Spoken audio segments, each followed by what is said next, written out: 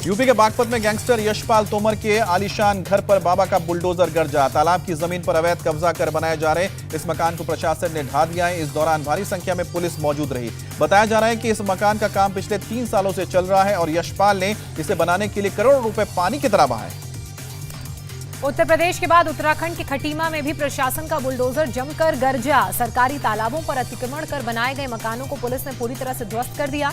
पीड़ित परिवार प्रशासन के सामने गिड़गिड़ाता रहा, लेकिन उन पर इसका कोई असर नहीं पड़ा। प्रशासन का कहना है कि कुछ दिन पहले ही इन परिवारों को अतिक्रमण हटाने का नोटिस जारी कर दिया गया था, जिसके बाद इस कार्रवाई को आज अंजाम दिया गया। यूपी में माफियाओं पर प्रशासन की सख्ती जारी है। आजमगढ़ के माफिया और D11 गैंग के सरगना ध्रुव उर्फ कुंटू सिंह की प्रॉपर्टी को प्रशासन ने जब्त कर लिया है। प्रशासन ने गैंगस्टर एक्ट के तहत कुंटू और उसके 2 रिश्तेदारों के नाम से बने गैस एजेंसी के ऑफिस और गोदाम की कुर्की की है, जिसकी कीमत 8 लाख से ज्यादा की बताई जा रही है।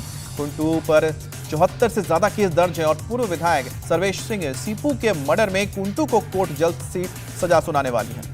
अलीगढ़ के थाना खवारसी इलाके में इंसानी रिश्ते तार-तार हो गए, जहां ससुराल आए एक युवक को मामूली कहासुनी होने के बाद उसकी पत्नी, अपने भाई और परिजनों ने मिलकर मौत के घाट उतार दिया और शव को 2 दिन तक घर में छिपा कर रखा।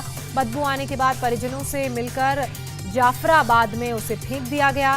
शव को नष्ट करने के लिए एसिड भी उस पर डाला गया। युवक के परिजनों की शिकायत पर पुलिस ने मामले की जांच शुरू की और हत्या का खुलासा करते हुए पत्नी और उसके परिजनों को गिरफ्तार कर लिया है। भोपाल में धर्मांतरण कराए जाने का मामला सामने आया है। बैरागढ़ के ईसाई मिशनरी स्कूल में हिंदू युवक युवतियों को लालच देकर धर्म परिवर्तन कराया जा रहा था। शिकायत के बाद मौके पर पहुंची पुलिस ने बाप बेटी समेत 4 लोगों को गिरफ्तार कर लिया, जबकि स्कूल संचालक मौके से फरार हो गया।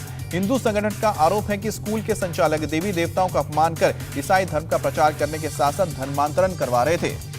जम्मू कश्मीर बीजेपी चीफ रविंद्र रैना पुलवामा में शहीद पुलिसकर्मी रियाज अहमद के घर पहुंचे। रैना ने रियाज के परिजनों से मुलाकात की, शहीद की पत्नी के सिर पर हाथ रखकर सांत्वना दी और बेटी को गोद में लेकर दुलार किया। बाद में रविंद्र रैना ने कहा, बीजेपी घाटी के लोगों के साथ खड़ी है। पाकिस्तान परस्त आतंकी घाटी में शांति नहीं चाहते हैं। आपको बता दें कि पिछले दिनों ही आतंकवादियों ने गदूरा में घर जाते समय रियाज अहमद की गोली मारकर हत्या कर दी थी। छत्तीसगढ़ के सुकमा में नक्सलियों की बड़ी साजिश को सुरक्षा बलों ने नाकाम कर दिया है। दरअसल सुकमा के अलमुंगंडा इलाके में सुरक्षा बलों की कोबरा 206 बटालियन से सर्च ऑपरेशन शुरू किया था। इस सर्च ऑपरेशन के दौरान जवानों को बम मिले, जिस बम को डिफ्यूज करते हुए स्क्वाड ने जंगल में ले जाकर डिफ्यूज किया। डिफ्यूज के समय हुए ब्लास्ट से पता चलता है कि बम में कितना शक्तिशाली विस्फोटक इस्तेमाल किया गया था, जिसे सुरक्षा बलों ने ढूंढ निकाला और एक बड़ा हादसा होने से रोक लिया। करनाल में पकड़े गए संदिग्ध आतंकवादियों को पुलिस ने कोर्ट में पेश किया और चारों से पूछताछ के लिए पुलिस कस्टडी की मांग की गई है कोर्ट से। कोर्ट ने 2 आरोपियों अमनदीप और गुरप्रीत को 3 दिन की पुलिस रिमांड पर भेज दिया है, तो वहीं अन्य 2 आरोपियों परमिंदर और बबिंदर को जुडिशियल कस्टडी में जेल भेज दिया गया है। कोर्ट ने तेलंगाना पुलिस ने भी कस्टडी की कोर्ट में मांग की, लेकिन कोर्ट ने कहा कि संबंधित केस की पूरी जानकारी अगली सुनवाई में पेश की जाए, तभी तेलंगाना पुलिस की कस्टडी पर विचार किया जाएगा। मुरादाबाद में गौकिशों से पुलिस की मुठभेड़ हुई है। पुलिस के मुताबिक सूचना मिलने के बाद एक कार से कुछ लोग प्रतिबंधित मीट ले जा रहे हैं। पुलिस ने रोका, जिसके बाद पुलिस ने कार का पीछा किया और गणेश घाट जंगल के पास कार को रोकने की कोशिश की, जिस पर बदमाशों ने कार भगाई, लेकिन तेज रफ्तार कार के पलट जाने से एक इनामी बदमाश नजीम को गिरफ्तार कर लिया गया, जबकि उसके 2 साथी भागने में कामयाब रहे। जब्त किए गए मीट को जांच के लिए भेज दिया गया है। मुठभेड़ के दौरान एक सिपाही को भी चोट आई है। आगरा में लुटेरों ने ज्वेलरी शॉप में दिन दहाड़े लूट की वारदात को अंजाम दिया। इस वारदात के बाद पुलिस की अगर बात की जाए तो उनमें हड़कंप मच गया। पुलिस के मुताबिक सदर थाना इलाके में पायल ज्वेलरी शॉप पर कस्टमर बनकर आए 2 लड़कों ने अवैध असलहा दिखाकर 3 लाख का कैश, 3 किलो चांदी और 150 ग्राम सोने के गहने को लूटकर बाइक से वो फरार हो गए। सूचना जैसे ही मिली, पुलिस ने मौके पर पहुंची, FIR दर्ज की और CCTV से लुटेरों की पहचान कर अब जल्द गिरफ्तारी का दावा कर रही है। बिहार की शिक्षा व्यवस्थाओं की पोल खोलता ये वीडियो आपको हैरान कर देगा। यहाँ कटिहार जिले के मनिहारी प्रखंड में एक स्कूल ऐसा है जहाँ एक क्लासरूम में 1 से लेकर कक्षा 5 तक की पढ़ाई हो रही है। क्लासरूम में एक ही ब्लैक बोर्ड पर 2 शिक्षक आधे आधे हिस्से में पढ़ाते हैं। बताया जाता है कि 2017 में एक उर्दू स्कूल को माध्यमिक स्कूल आजमपुर गोला में शिफ्ट किया गया था, जिसकी वजह से एक ही क्लासरूम में सारी कक्षाएं चल रही हैं। अब इस समस्या को जिला शिक्षा अधिकारी ने जल्द सुलझाने का दावा किया है। उत्तर प्रदेश के यमुनानगर में नहर में नहाने गए 10 युवकों पर दूसरे ग्रुप ने हमला बोल दिया। हमलावर युवकों ने जमकर पत्थर बरसाए और धारदार हथियारों से हमला किया। जान बचाने के लिए युवक नहर के गहरे पानी में उतर गए, जिसकी वजह से 5 युवक डूब गए हैं, जबकि 5 जान बचाकर भागने में कामयाब रहे। लापता युवकों का अब तक कोई सुराग नहीं मिला है। वहीं बताया यह जा रहा है कि हमला पुरानी रंजिश के चलते किया गया। एक तरफ जहां इस समय पूरा उत्तर पश्चिम भारत भीषण गर्मी से पसीना पसीना हो रहा है, वहीं दूसरी तरफ नॉर्थ ईस्ट में भारी बारिश से कई इलाकों में बाढ़ जैसे हालात बन गए हैं। असम के नौगांव कछार जिले में हजारों की तादाद में लोग प्रभावित हुए हैं। कई जगहों पर लैंडस्लाइड होने से लोगों के फंसे होने की जानकारी मिले है। एक बच्चे समेत 3 लोग कल से लापता बताए जा रहे हैं। एसडीआरएफ और इमरजेंसी सेवाओं की टीम लगातार लोगों को बचाने में लगी हुई है।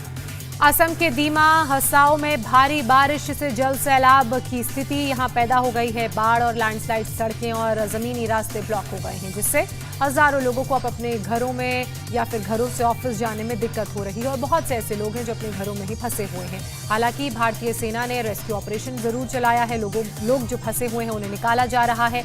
जवानों ने हेलीकॉप्टर की मदद से लोगों को एयरलिफ्ट तक किया और उनको राहत कैंपों में शिफ्ट किया गया, जहां प्रशासन ने उनके रहने और खाने की व्यवस्था की है। हैदराबाद के चैतन्यपुर इलाके से एक 10 साल के बच्चे की स्विमिंग पूल में डूबने से मौत की खबर है। लड़का मनोज अपने परिवार के साथ रिश्तेदारों से मिलने आया था। दोनों परिवार साथ में ब्लू फैप स्विमिंग पूल गए हुए थे, जहां मनोज बिना किसी सिक्योरिटी गाइड के ही पूल में उतर गया और जब तक परिजन ध्यान देते लड़का पानी में डूब चुका था। परिजनों से पूल मैनेजमेंट के खिलाफ लापरवाही का आरोप लगाते हुए शिकायत दर्ज कराई गई है और पुलिस ने एफआईआर दर्ज करके जांच करनी शुरू कर दी है। भीषण गर्मी के प्रकोप से अब पेड़ भी बच नहीं पा रहे हैं। बीकानेर में गर्मी के चलते नहर किनारे लगे पेड़ आग की चपेट में आ गए। देखते ही देखते आग करीब 3 किलोमीटर के दायरे में फैल गई, जिससे करीब 1000 पेड़ जलकर स्वाहा हो गए। सूचना मिलते ही दमकल की टीम मौके पर पहुंची और 5 गाड़ियों की मदद से आग को बुझाने की कोशिशें लगातार की गई। एमपी के सागर जिले में बिना में भगवत कथा के दौरान भगदड़ मच गई, जिसमें 20 से ज्यादा श्रद्धालु घायल हो गए। बताया जा रहा है कि इलाके में भागवत कथा का जो आयोजन किया गया था, उसमें उपस्थित लोगों को प्रसाद में नारियल बांटा जा रहा था। भारी भीड़ होने की वजह से धक्का मुक्की भी शुरू हो गई और देखते ही देखते भगदड़ मच गई। हादसे में घायल लोगों को बिना के प्राथमिक स्वास्थ्य केंद्र में भर्ती कराया गया, जहां उनका इलाज किया जा रहा है।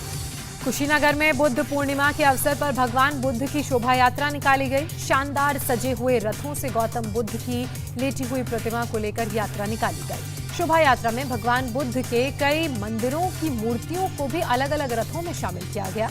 सबसे आगे कई रंगों से बने बौद्ध धर्म के झंडे को लेकर बौद्ध भिक्षु चल रहे हैं, तो पीछे पीछे बैंड बाजे ढोल नगाड़ों के साथ लोगों की भीड़ चल रही है। आईटीबीपी ने इंटरनेशनल योग डे को देखते हुए तैयारियां शुरू कर दी। उत्तराखंड में इंडो चाइना बॉर्डर के नजदीक आईटीबीपी जवानों ने योगाभ्यास कैंप लगाया। 15,000 फीट की ऊंचाई पर बर्फ से ढकी पहाड़ियों के बीच जवानों ने एक साथ योग किया और इतनी ऊंचाई पर जहां लोगों को सांस लेने में दिक्कत आती है, वहां इन जाबाज जवानों ने बर्फ के मैदान में तेज हवाओं के बीच योग करके सबको हैरान कर दिया। उत्तर प्रदेश के संभल के 3.5 फीट के रेहान का सपना पूरा हो गया है। सालों से अपनी दुल्हन का इंतजार कर रहे रेहान को आखिरकार अपनी दुल्हन मिल गई है, जिसकी लंबाई उसी के जितनी है। ऐसे में जब दोनों शादी के बंधन में बंधे तो इन्हें देखने के लिए लोगों की भारी भीड़ वहां जमा हो गई। दोनों की शादी बड़ी धूमधाम से की गई और रेहान ने अपनी शादी में जमकर डांस किया, जिसका वीडियो सोशल मीडिया पर तेजी से वायरल हो रहा है।